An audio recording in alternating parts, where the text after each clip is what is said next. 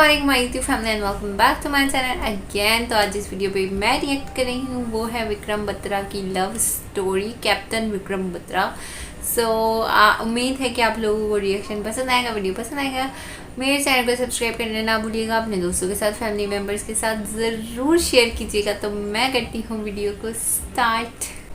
विक्रम बत्रा की प्रेम कहानी के पहले तो आपको विक्रम बत्रा को थोड़ा समझना पड़ेगा। सबसे पहले तो आप किसी व्यक्ति के डेप्थ को इतने में समझ जाइए कि 24 साल की उम्र में एक व्यक्ति परमवीर चक्र से सम्मानित है, the highest military award. Bihari Batra, father of late Captain Vikram Batra, receiving the Paramveer Chakra for the sacrifice. 24 साल की उम्र में वो कारगिल युद्ध जिताकर चले गए। 24 साल की उम्र में लेफ्टिनेंट से कैप्टन बन जाना, इतनी जवाबदारियों को निभा लेने वाला इंसान अपने आप में क्या रहा होगा। ऐसे व्यक्ति ने ज़िंदगी में जो कुछ भी किया होगा वो खास ही रहा होगा। शेर शाह के नाम से इनको उस युद्ध में जाना गया जो उनकी ज़िंदगी में सबसे अहम वॉर था। Lieutenant Vikram Batra, sir. Your code name is Sher Shah, sir.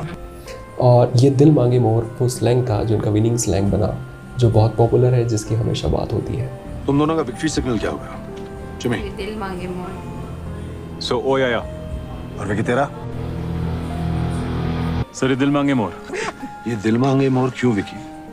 Sir 0.5140 के बाद मैं रुकने वाला नहीं हूँ सर। कई सारी फिल्म्स इनके ऊपर बन चुकी है, कई सारी जगहों पर हम इनके बारे में पढ़ चुके हैं। एक सबसे अहम चीज़ जो आज मैं आपको थोड़ा सा डिटेल में बताना चाहता हूँ वो है इनकी प्रेम कहानी। एक ऐसी प्रेम कहानी जो सुनकर आपके रोंगटे खड़े हो जाएंगे, एक ऐसी प्रेम कहानी जो अपने आप में एक मिसाल है।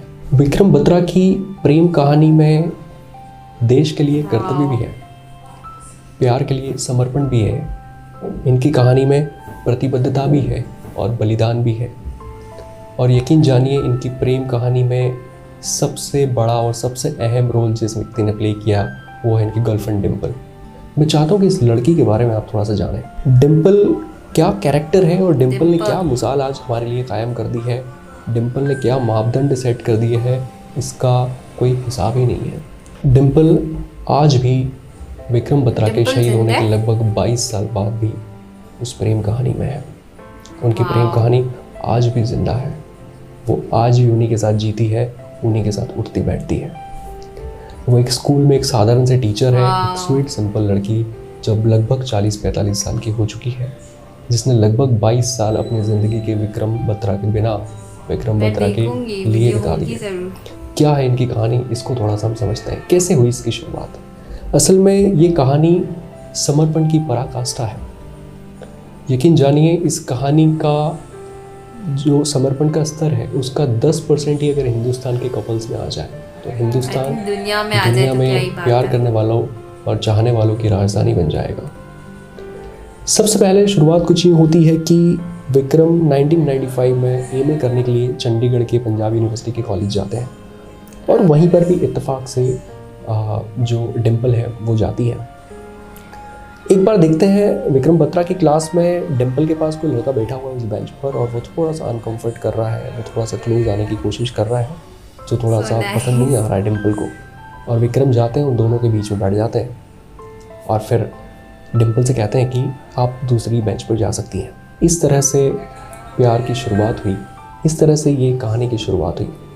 और फिर क्या, बस 4-8 महीने ही होते हैं कि विक्रम सेलेक्ट हो जाते हैं इंडियन मिलिट्री एकेडमी जाने के लिए, जो कि उनका सपना है। वो आर्मी में जाने के लिए पैशनेट थे बचपन से। और 4-8 महीनों में ही डिम्पल को भी किसी वजह से अपना कॉलेज छोड़ना पड़ता है। वो उसकी पारिवारिक वजह भी है और शादी का प्रेशर भी है, उस वजह से वो भी अपनी एजुकेशन कंप्लीट नहीं कर पाती है। पर इस 4-8 महीनों में उन्होंने अपने रिलेशनशिप में जो कमिटमेंट डेवलप कर लिया, वो अपने रिश्ते को जिस स्तर पर लेकर चले गए, वो अपने आप में एक मिसाल से कम नहीं है।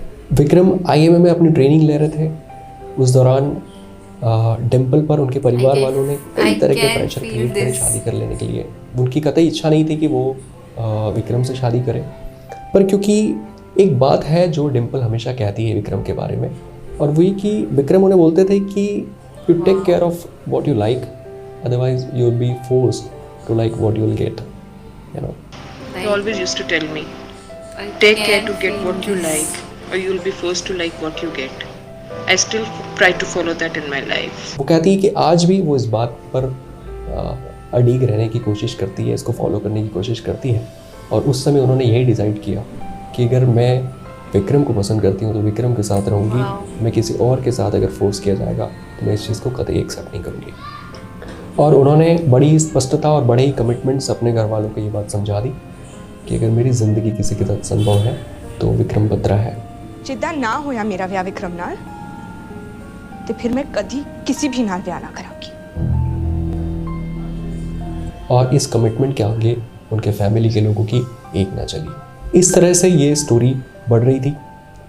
अब जब आईएमए से लेफ्टिनेंट बनकर विक्रम निकलते हैं तो फिर जगह जगह पर, क्योंकि पोस्टिंग होना होती है, उनको अपनी जॉब करनी होती है, तो वो जिस भी जगह पोस्टिंग उनकी होनी रहती है, इनके बीच में सिर्फ एक बात तय थी कि लगभग हर रविवार और बुधवार को जैसे ही घड़ी में 7:30 बजता है शाम का, फ़ोन का रिंग बजेगा।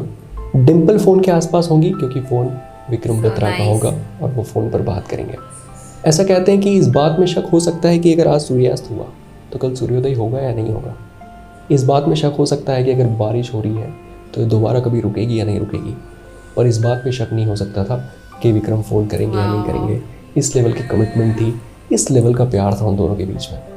ज़िंदगी अगर जीनी है तो साथ जिएंगे वरना नहीं जिएंगे, ये कमिटमेंट था।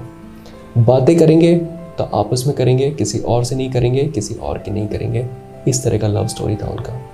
लगभग डिसाइड था कि जल्दी ही हम लोग शादी करने वाले हैं। किसी छुट्टी पर जब विक्रम आए, एक बार किसी गुरुद्वारे गए, गुरुद्वारे में परिक्रमा लगाई। और क्योंकि आप जब इस जोन में होते हैं, जब आप प्यार में अपने चाहने वालों के साथ होते हो, तो आपको कई चीज़ों का ध्यान भी नहीं होता। और 4 परिक्रमा उन्होंने पूरी करी और विक्रम डिम्पल से कहते हैं कि कॉन्ग्रेचुलेशन मिसेस बत्रा, अब हम शादीशुदा हुए। क्योंकि सिख रीति रिवाज के हिसाब से 4 परिक्रमा गुरुद्वारे की कर लेने से शादी कंफर्म मानी जाती है। और ऐसी उनकी कमिटमेंट, इतनी जेंटलनेस और इतना डेडिकेशन कि हम हस्बैंड वाइफ की तरह ही एक दूसरे को देख रहे हैं। इसके बाद एक बार फिर कभी जब वो छुट्टियों में चंडीगढ़ आए तो ऐसा रहा कि जब वो उसे ड्रॉप करने गई, उसने विक्रम से पूछा, डिम्पल ने, कि तुम मुझसे शादी करोगे भी या नहीं, कितना टाइम मुझे और वेट करना पड़ेगा, कितना टाइम मुझे और निकालना पड़ेगा इसी तरह से तुम्हारे बारे में सोच सोच कर। तो उसने क्या किया, उसने रेजर से अपने अंगूठे पर थोड़ा सा कट लगाया और अपने खून से उसकी मांग भर दी और उससे कहा कि अब सिर्फ फॉर्मेलिटी बाकी है, अदरवाइज आज से आप मिसेस बत्रा ही हैं। और इस तरह से उन्होंने मन बनाया था कि अब जब मैं दोबारा आऊँगा हम लोग शादी कर लेंगे।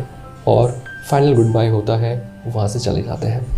अब क्योंकि परिस्थितियाँ वॉर वाली थी, इसलिए कारगिल युद्ध के दौरान एक पोस्ट जिसे .5140 कहते हैं, उस पर पाकिस्तान ने कब्जा किया और उसे जीत लेने के लिए, उसे फाइट कर लेने के लिए जिस टीम को भेजा जाता है, उस टीम को विक्रम बत्रा लीड करते हैं। वो वह जाते हैं और बखूबी उस चोटी को जीत कर आते हैं, वो उस पोस्ट को जीत कर आते हैं। और उसके बाद उनकी पदोन्नति हो जाती है, उनका प्रमोशन हो जाता है, वो लेफ्टिनेंट से कैप्टन बन जाते हैं। पर उसके बाद उनके जो कमांडिंग ऑफिसर रहते हैं वो उन्हें कहते हैं कि भाई आप अब छुट्टी पे जा सकते हैं, आपने अपना काम बहुत बढ़िया तरीके से किया, अब जो है हमको .4875 की तरफ भेजना है अपनी टीम को, और वो आखिरी पोस्ट है जिसको जीतने के बाद हम कारगिल युद्ध जीत जाएंगे और हम पाकिस्तानियों को खदेड़ देंगे। विक्रम बत्रा एक ऐसा व्यक्ति, एक ऐसा चैम्पियन जो था ही नहीं इस तरह का कि वो अपने साथियों को या अपने देश को युद्ध की स्थिति में छोड़कर खुद छुट्टी मनाने चला जाए। वो ऐसे व्यक्ति थे ही नहीं। उन्हें मौका था वहाँ से घर आने का, अगर वो घर आते वो अपनी ज़िंदगी खुशी खुशी जी सकते थे। पर ये दिल मांगे मोर, ये उनका विनिंग स्लैंग था। वो उतना जल्दी संतुष्ट भी नहीं होते थे। उन्होंने मन बनाया कि शेरशाह एक बार फिर जाएगा और उस चोटी को भी जीत के आएगा। और वो जब डिम्पल से आखिरी बार फ़ोन पर बात करते हैं, ओए मिसेस बत्रा, अमेजिंग, तो उसे इस बात का यकीन दिलाते हैं कि अब जब मैं घर पर आऊँगा तो हम शादी करने वाले हैं।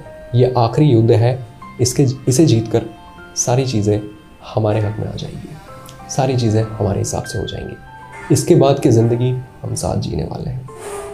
यकीन जानिए दोस्तों, वो फ़ोन कॉल उनका आखिरी फ़ोन कॉल था। अगली बार जब डिम्पल ने फ़ोन रिसीव किया तो वो विक्रम के दोस्त का था और उन्होंने उसे बताया कि विक्रम सीवियर इंजर्ड है और आप उनके पेरेंट्स से चाहें तो बात करें। और वो भागते हुए उनके नेटिव प्लेस पालमपुर पहुंचती है और वो देखती है कि विक्रम बत्रा का पार्थिव शरीर एक कफिन में तिरंगे में लिपटा हुआ रखा है। मीडिया के लोगों ने घेरा हुआ है 25,000 سے زیادہ لوگ اس فیونرل میں ہیں اور اس کے ہاتھ پھر گرم ہو گئے. وہ دور سے کھڑی کھڑی دیکھتی رہی. اسے سمجھ میں بھی نہیں آیا کہ میں اس کے پاس بھی جاؤں یا نہیں جاؤں. وہ وہیں سے پلٹ کر چنڈی گڑھ چلی گئی اور اس نے من بنا لیا کہ اگر وکرم اس دنیا میں نہیں ہے تو کسی اور کے ساتھ تو میں نہیں رہوں گی. جیوں گی تو صرف اس کے لیے، چاہے وہ ہو چاہے نہ ہو. دوستوں، وکرم بترا تو ایک بار شہید ہوئے، پر یقین جانیے ڈمپل کی جو خوشیاں تھیں، ڈمپل کے جو ارمان تھے، ڈمپل نے جو ایک کالپنک جیون بنا تھا کہ کس طرح کی زندگی میں جینے والے ہیں، وہ سب چیزوں کی شہیدی ہر دن ہو رہی تھی. وہ ہر دن بلیدان دے رہی ہے. آج بھی ڈمپل یہ کہتی ہے کہ چنڈی گڑھ کی ان جگہوں پر جہاں وہ ان کے ساتھ جایا کرتے تھے، جہاں کی ان کی میموریز ہیں، جب وہ وہاں جاتی ہے تو آج بھی وہ وکرم کو یاد کرتی رہتی ہے. وکرم کی یادوں کے سہارے وہ اپنی زندگی جی رہی ہے.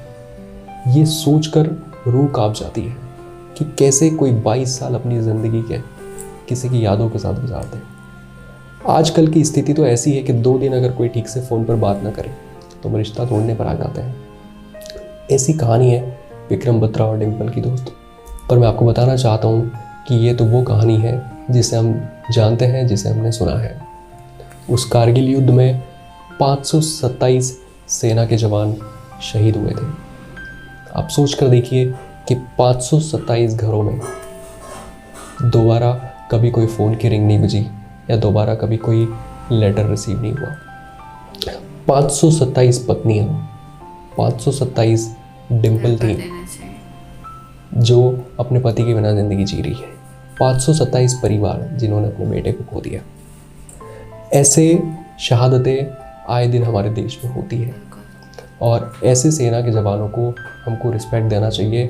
یہ ہمارے ارد گرد جہاں بھی ہیں، جیسے بھی ہیں، ان کو اور ان کے پریوار کو ہمیں اسپیشل طریقے سے ٹریٹ کرنا چاہیے. انہیں ہمیں خاص سمان سے نوازنا چاہیے.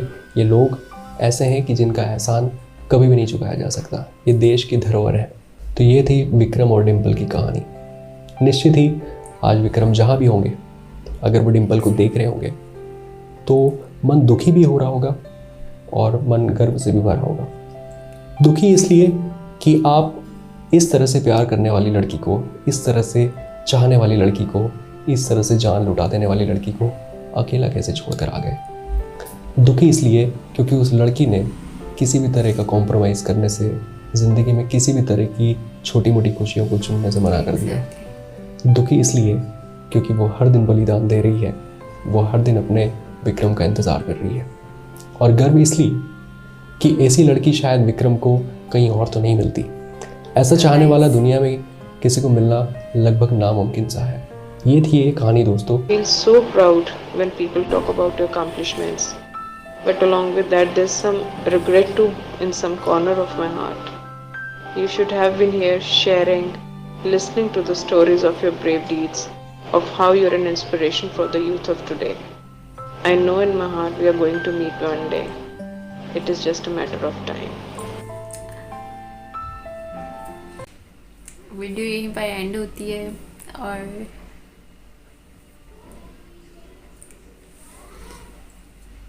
मतलब मेरे पास वर्ड नहीं है.